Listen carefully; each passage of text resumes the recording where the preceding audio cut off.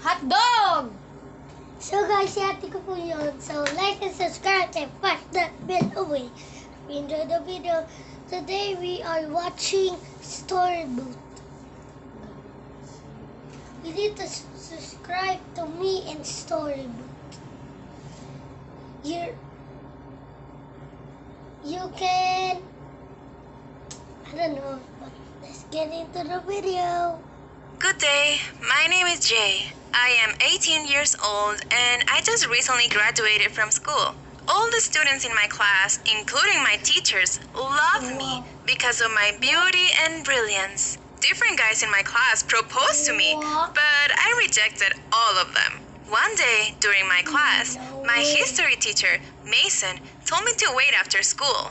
I waited for him in the class and he proposed to me too. To be candid, I was very happy because I was in love with him. I rejected his proposal, knowing that he would still propose to me again, and then I planned to accept him. As I went to bed that night, I had a dream about him. He told me to wait after school and propose to me again, begging me to accept him. I tried to reject, but he forcefully kissed me. I got in the mood and we continued kissing. He pulled on my skirt and caressed me. He lied on the desk while he carried me on him. Suddenly, I saw some flashes. I quickly got down to check if someone was seeing us. Suddenly, I saw two of those guys I rejected their offers coming out from a corner with each of them holding a camera. Didn't I tell you that I would make love with her? How dare you bet with me? Where is my money? Mason said, laughing as he collected a parcel of money from one of them. I cried as one of them moved the camera to my face and switched on the flashlight. I then woke up scrubbing my eyes. I was very scared to go back to sleep. On getting to school the next day, Mason told me to wait after school. I told him to leave me alone, and I warned him to stop proposing to me if he wouldn't like me to.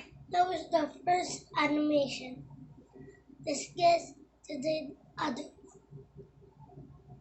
My name is Ivy, and about a year ago, I found out about my parents' secret room. They had been hiding it from me for 16 years. The first time I noticed something strange going on with my parents, I was about 9 years old. I was at home watching TV after dinner, and I wanted to ask my father to help me with my math homework. So I went to their room and knocked, but nobody answered. I opened the door, but the room was empty. It was strange. So I shouted loudly, "Mom, Dad!" I heard no sound, no answer. I called them, but they couldn't be reached. I started panicking. My young mind went straight to thinking that they'd left me for good. I was lying on the carpet, crying my eyes out, being all drama queen, when my parents appeared out of nowhere to console me. "What happened, darling?" my mom said. "We were in our room, so we didn't hear anything." Now, the thing is, I checked every room. They weren't there. I thought that this was beyond strange, but I was just glad they came back. Well, years later, I'd found out what really happened. Then there were Danny and May, my parents' friends, whom I call aunt and uncle. They have always been around since I was a kid. They had no kids, so they were still partying like they were young and had amazing stories. But every time they wanted to speak about the days when my mom and dad were young, I kept hearing the same thing from my mom. "You're too young to know about this." Obviously, it only piqued my curiosity more. But the biggest plot twist came years later when I was in high school and had just had my 16th birthday. I became a bit of a troublemaker, to put it lightly. I wasn't drinking at school, none of that, but I was picking fights with my teachers.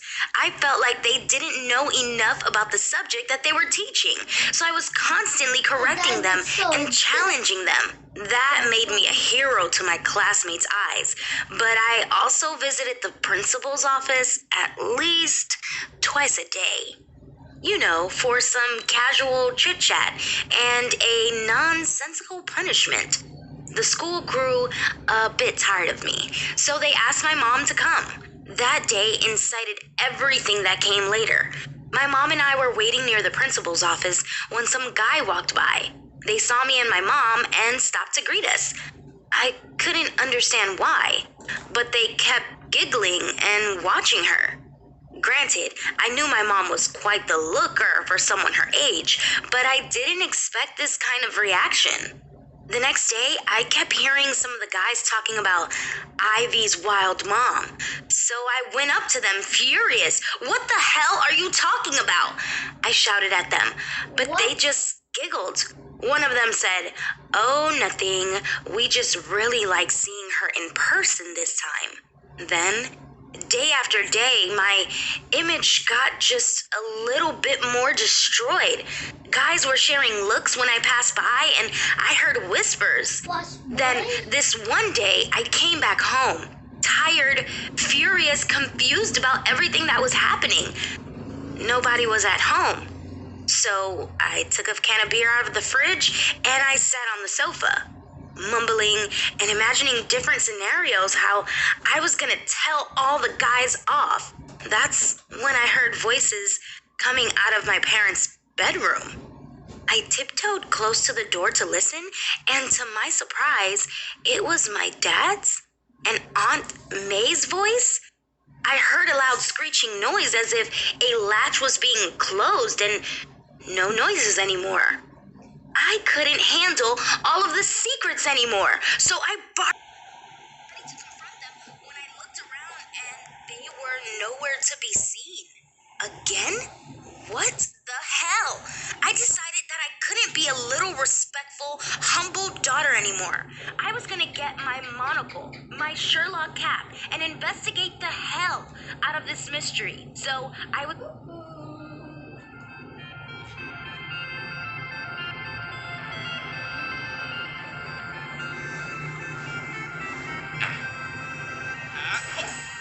I was going through my parents' stuff. I stood under the bed, behind the sofa, and the TV. Nothing. The last place I looked at was the closet. I opened the closet door and saw the big secret. There was a metal door that led to some kind of secret room or secret basement. I knew that they were in there, but I didn't want to confront them about it now. I knew that I had to get the evidence first. I had to investigate. Just as I was going out of the room, the metal door opened and my dad came out with my Aunt May. They looked happy and giggly.